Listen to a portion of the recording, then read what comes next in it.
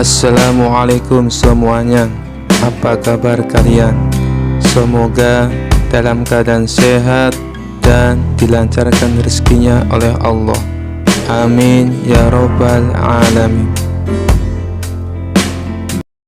Dikisahkan suatu malam Abu Nawas merasa sangat lapar dan tidak memiliki tempat untuk tinggal.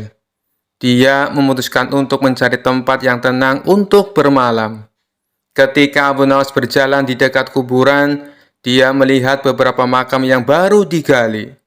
Tanpa ragu, Abu Nawas memutuskan untuk menginap di salah satu kuburan tersebut.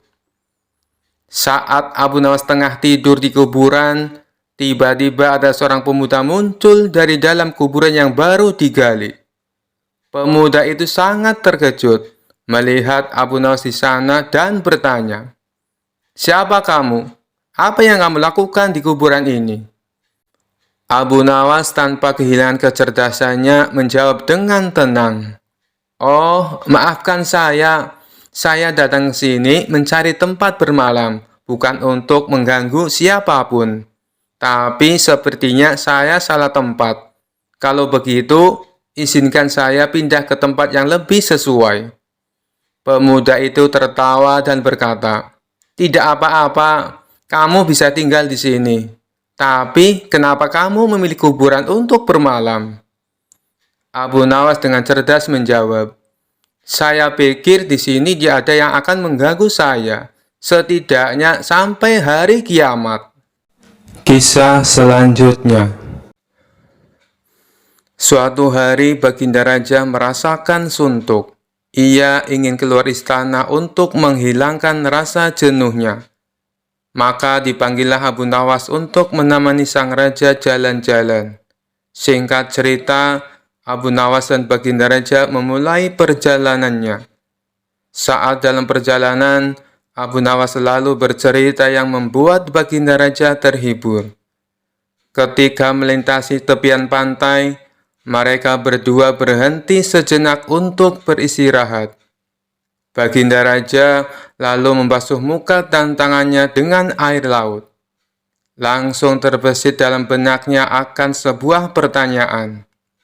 "Hei Abu Nawas, menurutmu kenapa air laut itu asin?" tanya Baginda Raja.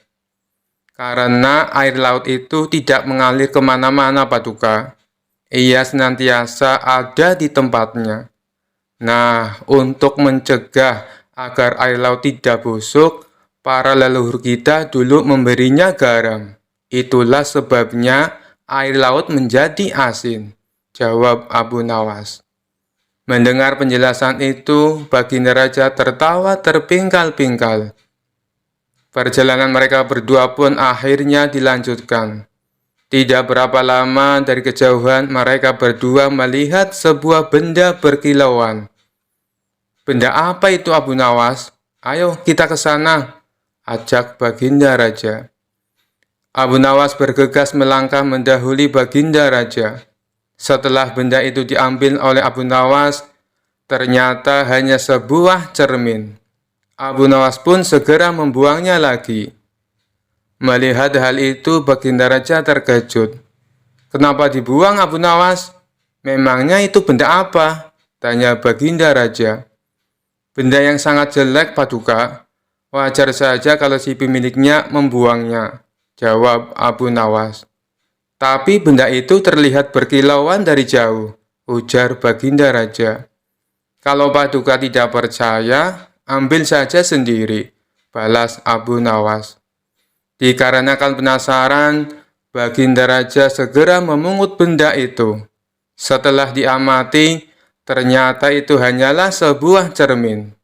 Baginda Raja lalu berkata, "Ini kan cermin Abu Nawas. Kenapa kau bilang kalau benda ini sangat jelek?" tanya Baginda Raja. "Coba Paduka perhatikan baik-baik. Pasti Paduka akan menemukan kejelekannya," ujar Abu Nawas. Baginda Raja kembali mengamati cermin tersebut.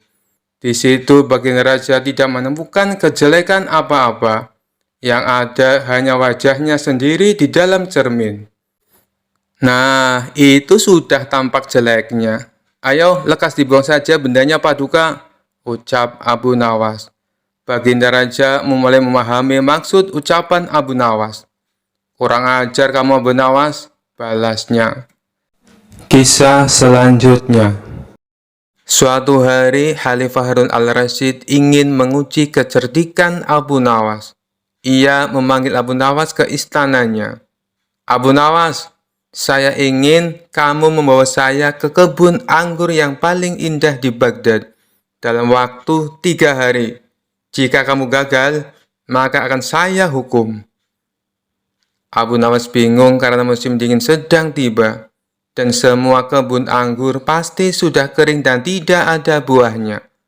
Bagaimana mungkin ada kebun anggur yang indah di musim ini? Namun dengan cepat ia menciptakan sebuah ide. 3 hari kemudian, Abu Nawas kembali ke istana dengan membawa sebuah cermin kecil di tangannya. Khalifah Harun al-Rasyid bertanya, Abu Nawas, di mana kebun anggur yang kamu janjikan? Baginda, hamba mohon Anda untuk melihat ke dalam cermin ini, jawab Abu Nawas. Khalifah Harun al-Rasyid melihat wajahnya sendiri di dalam cermin itu. Ini apa Abu Nawas? Tanya Baginda dengan marah. Tuanku yang mulia, kebun anggur yang paling indah adalah kebun yang ada di dalam hati seorang pemimpin yang adil. Bila hati Tuan penuh dengan kebaikan, maka kebun anggur di dalamnya pasti akan indah dan subur, jawab Abu Nawas. Khalifah Harun al-Rasyid tertawa mendengar jawaban Abu Nawas. Ia memuji kecerdikan Abu Nawas dan membebaskannya dari hukuman, bahkan memberikannya sebuah hadiah. Kisah selanjutnya. Rumah Abu Nawas konon pernah didatangi Abu Jahil yang terkenal pelit. Ia lalu menjelaskan tujuan kedatangannya. Dia ingin meminjam uang 100 dinar. Tentu saja Abu Nawas terkejut mendengarnya. Dari mana saya mendapatkan uang sebanyak itu? Kata Abu Nawas. Tolonglah Abu Nawas, aku yakin kamu pasti ada. Pinjami aku selama sebulan, pinta Abu Jahil merengek. Awalnya Abu Nawas tidak mau mengabulkan permintaan Abu Jahil. Namun karena terus-menerus didesak, Abu Nawas tidak bisa menolak. Tapi kamu janji ya, hanya sebulan, kata Abu Nawas mengingatkan. Ya, saya berjanji Abu Nawas, bulan depan kebun saya panen. Saya pasti akan mengembalikan uang pinjaman saya, jawab Abu Jahil. Singkat cerita, setelah 1 bulan, Abu Jahil tidak pernah mengembalikan uang tersebut. Padahal saat itu kebun Abu Jahil sudah panen, dan hasil panennya melimpah ruah. Payah Abu Jahil, dia tidak menepati janjinya, batin Abu Nawas. Karena membutuhkan uang, Abu Nawas terpaksa pergi ke rumah Abu Jahil untuk menagih hutangnya. Bagaimana dengan janjimu Abu Jahil? Katanya kamu akan mengembalikan uang itu dalam waktu sebulan, kata Abu Nawas. Abu Jahil menjawab bahwa dia tidak bisa membayar hutangnya. Ia beralasan bahwa uang hasil kebunnya digunakan untuk mengobati saudaranya yang sedang sakit. Jangan khawatir Abu Nawas, saya pasti akan membayar bulan depan, kata Abu Jahil. Mendengar jawaban Abu Jahil, Abu Nawas sangat kecewa. Akhirnya, dia pulang tanpa membawa uang sepeser pun. Beberapa hari kemudian, Abu Nawas mendengar kabar bahwa Abu Jahil sering mengundang teman-temannya untuk berpesta di rumahnya. Mendengar hal tersebut, Abu Nawas menjadi emosi. Kurang ajar, katanya dia kekurangan uang, tetapi dia malah sering mengadakan pesta, gerutu Abu Nawas. Abu Jahil pasti tidak akan membayar hutangnya, karena 1000 alasan. Akhirnya Abu Nawas mendapat ide untuk mengerjai Abu Jahil. Keesokan harinya, Abu Nawas pergi ke desa seberang untuk menemui sahabatnya. Dia mulai menyusun strategi dan meminta bantuan seorang teman. Setelah strateginya matang, Abu Nawas segera mendatangi rumah Abu Jahil. "Mengapa kamu ke sini, Abu Nawas? Aku kan sudah bilang, jika mengembalikan uangnya itu bulan depan," kata Abu Jahil. "Jangan salah paham, Abu Jahil. Aku ke sini bukan untuk menagih hutang. Aku ingin mengajakmu bertemu orang pintar," jawab Abu Nawas. "Memangnya ada perlu apa?" tanya Abu Jahil penasaran. "Ini Abu Jahil, di desa seberang katanya ada dukun pesugihan yang bisa membuat kita kaya. Aku ingin mencobanya ke sana," jawab Abu Nawas. "Benarkah? Baiklah Abu Nawas, aku ikut. Aku juga ingin kaya," kata Abu Jahil kegirangan mendengar adanya tawaran dukun pesugihan itu. Singkat cerita, Abu Nawas dan Abu Jahil tiba di rumah dukun pesugihan tersebut. Setelah memanggil keduanya, dukun itu bertanya, "Apa yang kamu lakukan di sini?" Abu Nawas kemudian mengutarakan keinginannya, agar ia ingin kaya tanpa bekerja. "Ah, itu mudah, tapi ada syaratnya," kata sang dukun. "Apa syaratnya?" tanya Abu Nawas. "Syaratnya harus ada yang dikorbankan. Tapi jangan khawatir, korbannya tidak harus dari keluarga. Orang lain juga bisa dikorbankan. Tapi orang lain itu adalah orang yang terkait dengan hartamu," jawab sang dukun. "Apa maksudmu? Aku tidak mengerti," tanya Abu Nawas lagi. "Ya, misalnya siapapun yang berhutang uang kepadamu, orang itu dapat digunakan sebagai korban, meskipun dia bukan anggota keluargamu," jawab sang dukun. "Bagaimana jika orang itu tidak mau?" tanya Abu Nawas. "Kamu tidak perlu meminta izin kepada orang tersebut. Nanti ia akan jadi korban tanpa ia sadari, dan tiba-tiba mati dengan mengerikan," kata sang dukun menjelaskan. "Oh, aku mengerti. Baiklah, aku setuju," jawab Abu Nawas sambil memandang Abu Jahil. Abu Jahil yang merasa dikorbankan langsung gemetaran. Dukun itu kemudian mengajari Abu Nawas mantra sebagai ritual. Tengah malam, setelah kembali dari rumah sang dukun, Abu Nawas berkata di tengah jalan, "Abu Jahil, kamu tidak perlu mengembalikan hutang yang 100 dinar. Saya ikhlas."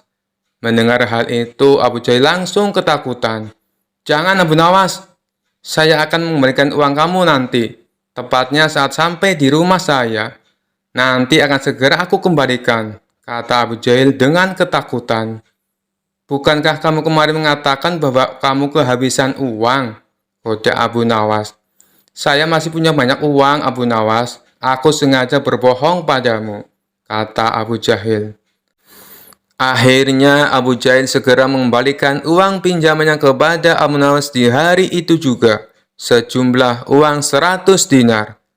Setelah diselidiki, terungkap bahwa dukun yang didatangi Abu Nawas dan Abu Jahil adalah sahabat Abu Nawas. Taktik ini sengaja diatur oleh Abu Nawas dan kawannya tersebut, agar Abu Jahil segera melunasi hutangnya. Kisah selanjutnya. Alkisah, suatu hari Abu Nawas sedang bepergian ke suatu tempat karena ada suatu urusan. Di dalam perjalanannya, ia melihat seorang pemuda yang hendak melompat dari sebuah jembatan. Kemudian Abu Nawas menghampiri pemuda tersebut sambil berteriak, "Jangan melompat dari tempat itu." Setelah sampai ke jembatan di mana pemuda tersebut berada, Abu Nawas langsung melontarkan pertanyaan. "Mengapa di usiamu yang begitu muda berpikir untuk terjun ke dalam air yang sangat dingin itu?" tanya Abu Nawas. "Karena bosan hidup," jawab pemuda tersebut. Tentu saja jawaban dari pemuda tersebut tidak bisa diterima oleh Abu Nawas begitu saja. Maka Abu Nawas pun kembali berkata, "Anak muda, dengarkan saya. Jika kamu terjun ke sungai itu, saya harus terjun juga menyusulmu untuk menyelamatkanmu. Air itu dingin sekali. Saya baru saja sembuh dari radang paru-paru. Tahu maksud saya bisa mati. Saya mempunyai istri dan anak. Apakah kamu mau hidup dengan beban pikiran seperti ini? Ujar Abu Nawas. Tentu saja tidak, jawab pemuda itu kepada Abu Nawas. Maka dengarkan saya, jadilah orang baik-baik, bertobatlah, dan Allah akan mengampunimu. Pulanglah. Nah, dalam kesendirianmu dan di rumah yang sepi itu, gantunglah dirimu. Ujar Abu Nawas seraya balik kanan pergi. Setelah mendengarkan perkataan Abu Nawas, pemuda itu membatalkan niatnya untuk bunuh diri dan kembali pulang ke rumahnya. Dalam perjalanan selanjutnya, Abu Nawas didatangi oleh seorang laki-laki bejat. Tanpa basa-basi, laki-laki tersebut langsung menanyakan sesuatu kepada Abu Nawas. Wahai Abu Nawas, aku ingin sekali memiliki kemampuan melihat setan. Apa kau bisa mengajariku bagaimana cara melihatnya? Tanya laki-laki bejat tersebut. Tentu bisa, tepat sekali kau bertemu denganku. Jawab Abu Nawas mengiyakan permintaan laki-laki itu. Kalau begitu, tunjukkan kepadaku, ujar laki-laki tersebut kepada Abu Nawas. Itu mudah sekali. Apa kau mempunyai cermin di rumah? Kata Abu Nawas. Tentu saja punya, wahai Abu Nawas, jawab laki-laki itu kembali. Kemudian Abu Nawas pun memberitahukan cara melihat wujud setan kepada laki-laki bejat tersebut. Jadi begini caranya, pandangi cerminmu betul-betul. Tidak butuh waktu lama, kau akan melihat wujud setan yang ingin kau ketahui. Jelas Abu Nawas. Pemuda itu yang mengetahui maksud dari perkataan Abu Nawas hanya bisa tertawa terpingkal-pingkal. Sekian dulu perjumpaan kita kali ini. Sampai bertemu lagi di kisah-kisah selanjutnya. Terima kasih yang sudah subscribe dan setia menonton channel ini. Wassalamualaikum warahmatullahi wabarakatuh.